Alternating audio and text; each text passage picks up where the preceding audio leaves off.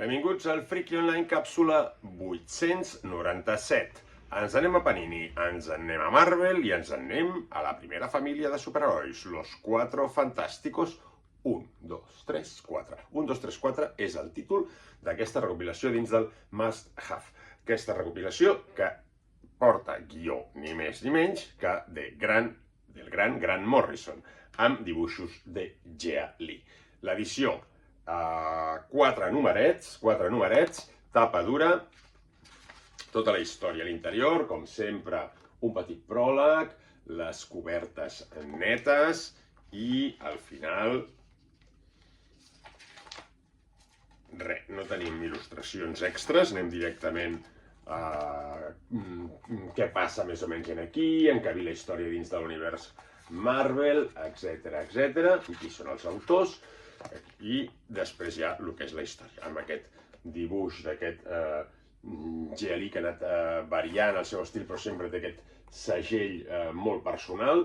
Aquí estava, potser quasi en els seus començaments, però ja es marcava molt un estil potent i diferent del que estàvem acostumats en els còmics de superherois, un estil fosc que va molt bé per aquesta història. De què va la història?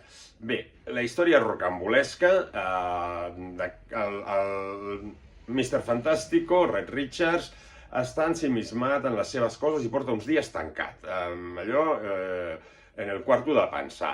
Això fa que tots estiguin una mica picats amb ell per diferents raons. I què passa aquí? Doctor Muerte els està preparant un parany. La cosa es complica, els hi canvia les realitats a tots els personatges amb aquest atac sorpresa, amb un personatge també amagat, una espècie de robot i una jugada d'escacs mestra, on també intervindrà Mr. Fantástico.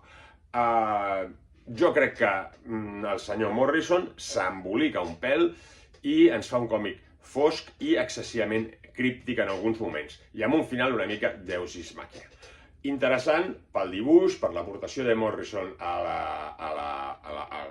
Marvel i per ser una història autoconclusiva i que se surt una mica de tota la sèrie de Marvel de Namor, de Quatre Fantàstics, que tinc el Namor aquí, que també surt, també sortirà, i ja veurem que hi ha una mica de flirteig aquí que sempre té amb la Sue Storm.